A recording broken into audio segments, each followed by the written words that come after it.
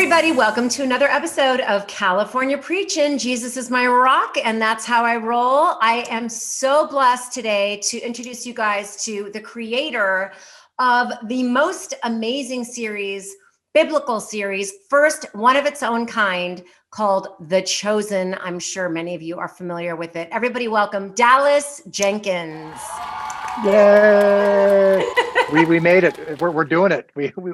This is deja vu. We tried this before. I mean, I can't even begin to tell you guys what happened. I went to do this interview about 6 months ago, did the whole thing, was all excited. It was an amazing interview. I go back, no sound. That's right, zero sound. And then I had to eat crow for 2 days. I was like, how am I going to tell Dallas? How am I going to tell him? I'm so embarrassed. And then I just texted him and I was like, okay, I'm really sorry. Our interview is not happening. No sound. But you were so sweet about it. Hey, we're in this together, you know. We've all been forgiven and redeemed in our lives, so we can forgive and redeem each other. Right? That's really sweet of you to say. Yeah. And I really appreciate that. And thank you for taking the time to do it again. Here we are. You have so much to fill me in on. Season 2, just please take it away. Tell us what's been going on. Yeah, as I talk to you now, I'm in a hotel room in Weatherford, Texas, where we're filming for the next week or so. Except we were supposed to start filming tomorrow. So you and I scheduled today's conversation a few weeks ago. Yeah. But we were supposed to be filming tomorrow. We film Tuesdays to Saturdays usually. But winter has come to Texas, and Texas does not know how to handle any snow or any cold. And so we are actually going to be off for the next few days. So we've got about 3 weeks left of filming season 2, and then we'll have the entire season done filming. And but in the meantime, we're just trying to get going. I mean, we filmed on Saturday in very, very cold weather. I mean, it was below freezing. We filmed a really important scene, and then we had trouble getting people in from out of town. Well, Billy's flight was canceled to Dallas. He couldn't even get to Dallas because of the weather. So everybody's flights are getting canceled. Yeah. So.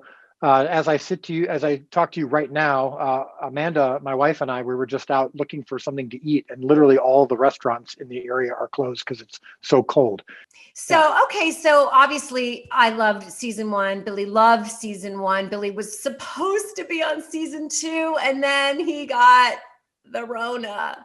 I couldn't. Right on time, like a week before he was going to be flying out.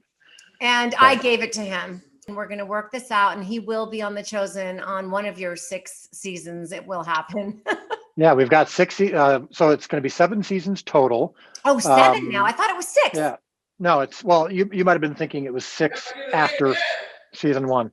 Billy just said, "Can I get an amen?" Yes. Billy, you're going to have to do a little, a little cameo here at some point. For cameo? Good to see you. I know you're. My flight was canceled. I'm leaving Santa Barbara for the first time since COVID to go see my mother, and I was supposed to land in Dallas, and it was canceled today. Dallas. Yeah, which is why I was just telling Chynna we're not shooting. Yeah. We were supposed to be shooting tomorrow, but we couldn't get actors in time. So it's crazy. How much accumulation are you getting there? Is it just dusting with lots of cold and cars flying all over? Is it is it a lot of accumulation? No, it's what you just said, and as I'm sure you know, you're from the East Coast where it's no big deal. Yeah, they panic. They here. Half an inch. Yeah, here they're freaking out. All the restaurants around are closed. It's ridiculous. Here in LA, when I first started moving here, you just get rain. Yeah, and they'd freak out. Yeah, and they get rain and they'd start freaking out. Cars sliding all over the place like they were in a snowstorm. I don't know how many people that are going to watch this have seen your show, but I can tell you because I've seen the show that I'm stunned with the level of excellence and the quality of production of what you're doing and under the circumstances which you're doing, because I know you're flying by the seat of your pants sometimes, like all television production, but yours is a little bit of a different prototype, and the way you're funding it, and also with all the COVID protocols, I don't know what that's doing to you. Was it 20-30%? What is it doing to you? About 10% to our budget for sure. So we had to already tight scenario. $750K. Yeah, it's crazy. What's the one thing you had to give up for the COVID costs? Other than Billy Baldwin, what's the one big expenditure, the big high price ticket item that you had to give up that you wish you could have back because of COVID costs? Can you think of something?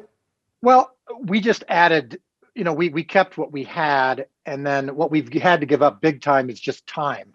So that's the biggest thing. We had to add So a it's couple of coverage. days. You're probably losing a little bit of coverage if you're doing it if you kept everything you had in a tighter window, then you probably are losing shots. Right, because each lunch takes an hour 45 to 2 hours, and a lunch typically will take less than an hour, but because we have social distanced and they're serving the food to you as opposed to you just never even thought of get it that. yourself. But you've been on a set during COVID, and I have not been on a set during COVID, so I wouldn't know.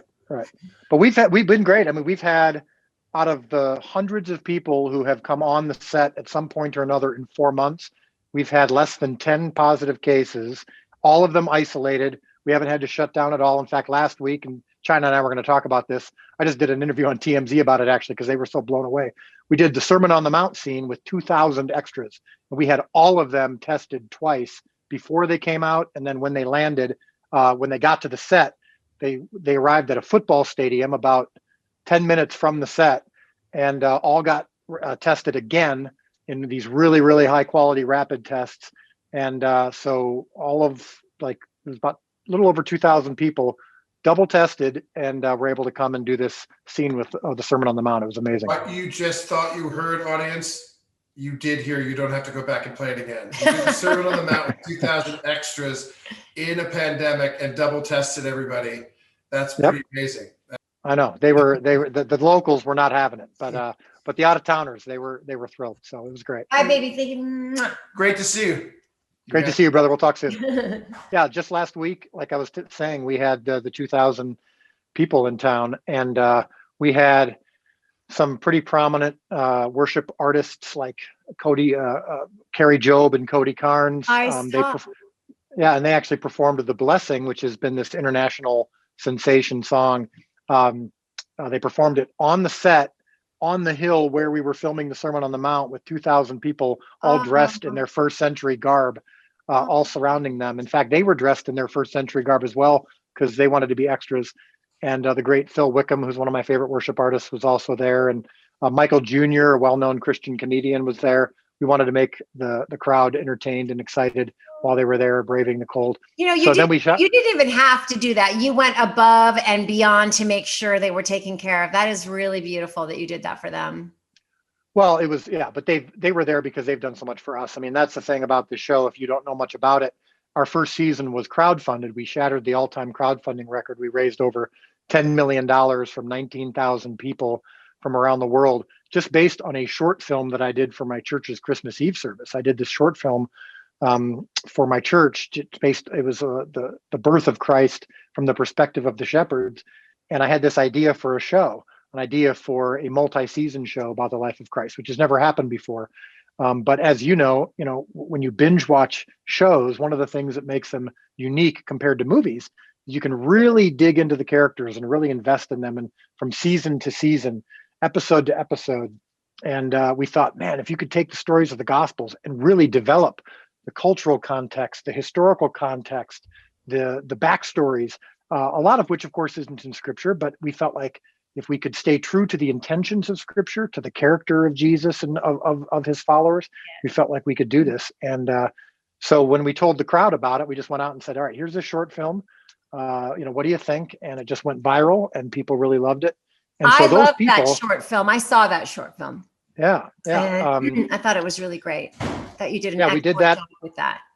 Yeah, we did that on my friend's farm in Illinois, on a shoestring budget. But I feel like we tapped into something. I feel like the idea of hearing the same stories that you've heard so many times, but from a different perspective, really, kind of is a battery recharge. And I know Billy shared with me, and I don't think this is private or anything, but he was saying nothing's sometimes private when I read, with us. But he was saying the Bible sometimes reads like Japanese to him, but seeing the Chosen, he felt like it just made the Bible come alive and made it that much more clear. Exactly. That's what's been happening with the show.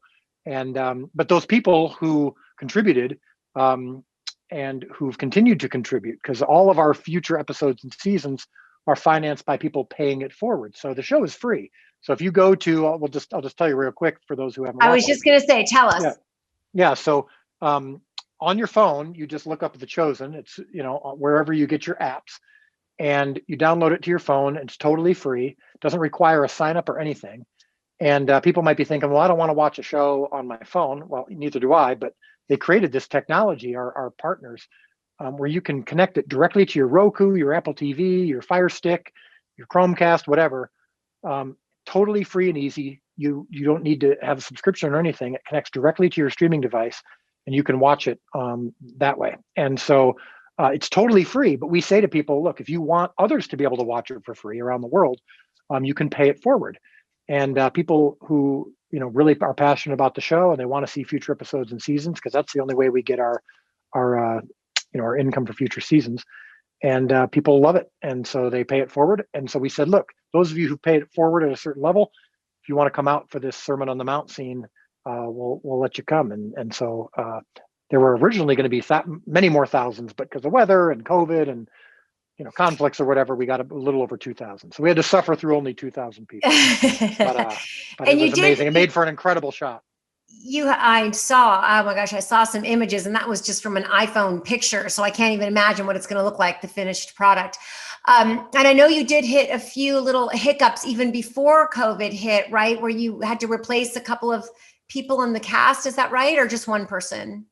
Well, yeah, Billy was one of the people, unfortunately, who contracted it right before he was scheduled to come out. We had a couple other actors who were cast or who we were going to cast, who then, when it came time, they just weren't comfortable with it. Some of the older actors especially just weren't comfortable. We had one scare. We had a false positive happen on a day of filming with one of our lead actors. And so we almost shut down, but then it turned out to be a false positive. Like we were able to, it was just it was a really, really cold day, and the test kits were kind of reading things a little bit funky. So we retested several times, of course, to make sure, and we're totally good. So yeah, we've been pretty darn blessed through this. Sounds like you've been on a bit of a roller coaster this past year. It sounds like you have no idea. Well, but here's the cool thing. I will say this though, and I don't know if this is true of you or not, but I know that COVID, which has been, of course, an awful situation for the world, but for the Chosen, it was actually an incredible, bittersweet opportunity, because when COVID hit, everyone was stuck at home, and we decided to make the show totally free for a couple weeks. We just said, look, let's just make it free. This is the show about Jesus. Let's just make it free for a few weeks, kind of just to give people an opportunity to watch it, because out of the respect for the situation we have with COVID. And the moment we made it free, the day we made it free, our income actually quadrupled and quintupled, and the show exploded. Wow. So we decided just to keep it free from now until Jesus comes, because we felt like, look, it felt like God was saying, this is how I do things. I do impossible math. That's something that he told my wife 2 years ago when I was experiencing a huge career failure. And at the time we thought it might mean that my career, the movie that I'd made that had bombed, was going to turn around. Turns out God was saying impossible math was referring to what happened with The Chosen. But ultimately, we made it free, and our income went crazy. Well, that's a miracle. That's amazing. I love your binge Jesus swag. We have, I don't want to do a pitch for multiple websites or anything, but if you just look up The Chosen, you can, or maybe there's a link in your description or something, but you can get our binge Jesus shirts, and we've got other Chosen stuff. We try to make our shirts and our hoodies and stuff super high quality. You've worn them, and you've said they're super comfortable. So comfy. Yes. But also to have phrases and stuff that actually can start a conversation. So, for example, in episode 7, Simon Peter is really frustrated that Jesus is calling Matthew, a tax collector, to follow him. And Simon says, this is different. And Jesus looks to Simon and says, get used to different. Yeah. And that phrase has been a hallmark of our show. It's a hallmark of Jesus's ministry. No, it's a hallmark of your life.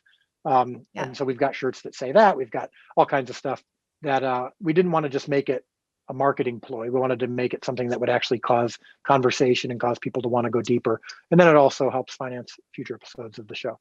Amazing. Yeah, I love your swag. Everybody get the swag. I'm telling you, it's really good. Oh, there you go. Get used to different. Yes. Get used to different. Okay, Yes. I got to put my mic down. This mic is huge. Okay. Get used to different. Sorry, go on. I'm in my swag now. I feel so much better. Okay. Oh, I know. Yes. And you look great. And it's, yeah, get used to different is the kind of the motto of the show. And Even just this morning, I texted somebody a Valentine's Day text. Well, they texted me first. This has to do with what you're talking about, by the way. They texted me first yesterday, a Valentine's greeting, and I'm not super close with this person. We text maybe twice a year. And so I texted back, and it was, God so loved the world that he sent his only son, and whoever should believe in him shall not perish, but shall have eternal life. And in the middle, the whole thing reads down in red, Valentine. And it was really cool. I posted it on my Instagram. Anyway, this morning I opened my text messages and it says, hey, I just wanted you to know that I'm going to delete your number out of my contacts. Okay. I'm going to delete your number out of my contacts. But everyone's in each other's lives for a reason, for a certain amount of time. But I just wanted to let you know that I'm letting you go now. And I was like, okay, I didn't even respond, but it's like, I realized that the gospel, when we follow the Lord, there are going to be people who are going to fall away out of our lives.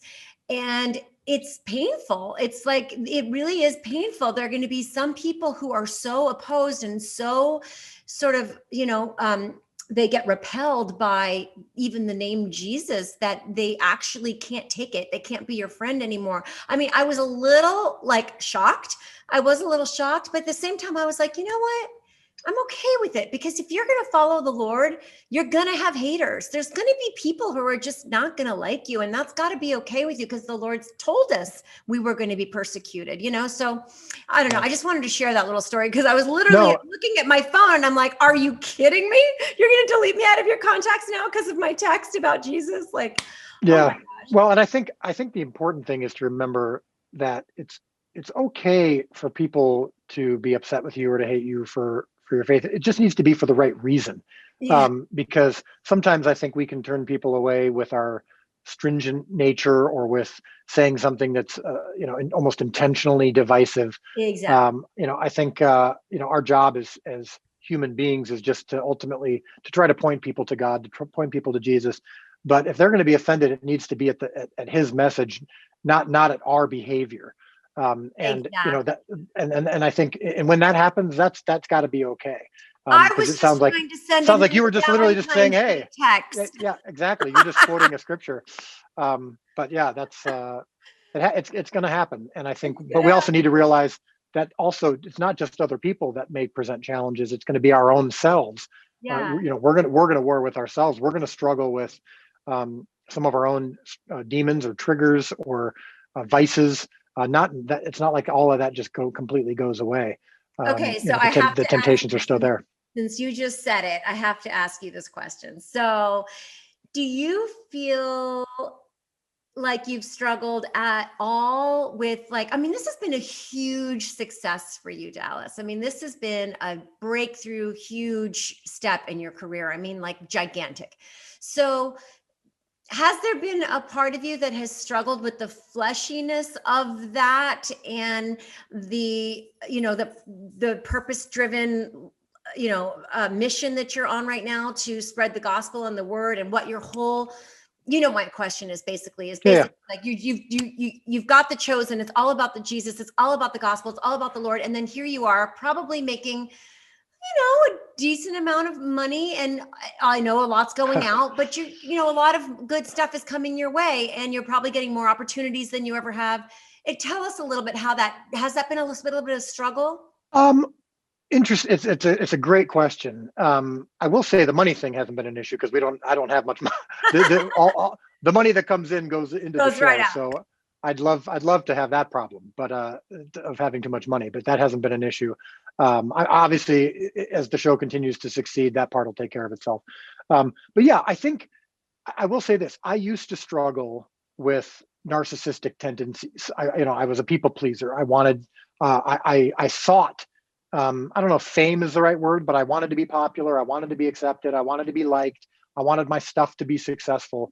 And in 2017, I had finally achieved a lot of my goals, which is I had a movie. It was called The Resurrection of Gavin Stone. And if you haven't heard of it, that's the problem that happened with the movie, is that not enough people heard of it.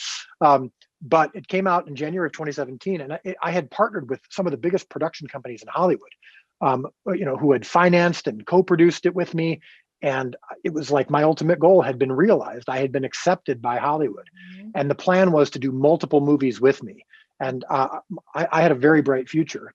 And then the day that the movie came out in theaters, it completely bombed at the box office. And I went in just a couple hours from being a director with a very bright future to a director with no future. Mm. And that was extraordinarily humbling and extraordinarily devastating. But that day was the day that God spoke very powerfully to my wife with the phrase, "I do impossible math." He pointed us to the story of the feeding of the 5,000. We got, we looked at that story in the Gospels where Jesus took 5 loaves and 2 fish and multiplied it and fed 5,000 people with it. And one of the things that we saw in that story that we hadn't really noticed before was that whole problem that people, the problem that Jesus faced where 5,000 people were starving wasn't a surprise to him. In fact, it was his fault.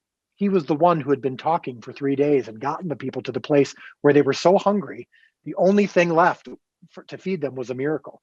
And realizing that even when we're failing, that God can be part of that too. In fact, God can sometimes even cause it to bring us to our knees and to bring us to a place of desperation. That's right. That changed me. That took away my desire to people please anymore. I genuinely got to a place where all I cared about was making sure that my 5 loaves and 2 fish were acceptable to Jesus. And if they were, then that's where the transaction ends. Mm. And I changed. I went from being a narcissistic person to being someone who genuinely didn't care anymore what people thought. So now that doesn't mean it's not still a struggle. And yes, as the show has continued to grow and as my, I don't know, popularity is the right word, but now I'm getting recognized in restaurants and out in public and whatnot. And people are coming up to me and telling me the show has changed my life. Thank you. All this. Honestly, and I mean this, it has had the opposite effect of what you might think. I have gotten even more like, I don't know, broken is the right word, but just like, gosh, this is bigger than I expected. This show is way better than I am. I really am on a ride here that I'm on a train that I'm not I'm not the engineer of. And I just got to keep focusing on making sure that these loaves and fish are good. And I know that sounds cheesy, but when I sit down at the computer to write season 2 or to write season 3, the computer screen doesn't give a rip what happened in season 1. It doesn't give a rip that people loved it. I still got to start all over. And no one knows that better than you. I mean, you guys had huge success. I mean, I was a huge, huge fan. I still am, of course, of yours and of Wilson Phillips. And but when you go to do another album, it doesn't care. When you get into that studio and you've got to write, the writing process doesn't care how successful Hold On was. You still gotta bring it, and it doesn't make it any easier. And so I'm trying at my best every day to stay humble and broken. It's crazy. There's just so much happening in the world right now, and what you're doing, you're rocking and rolling it for Jesus. And we're just so grateful that we got an opportunity to talk to you. And everyone has been commenting, when are you going to have Dallas back? I'm so sad that your interview didn't work out. And just thank you for giving us the time. We're going to keep you prayed up, I promise. So don't worry. Everyone here at California Preaching is going to be praying for you for these next 3 weeks and beyond. And we're going to get Billy on The Chosen.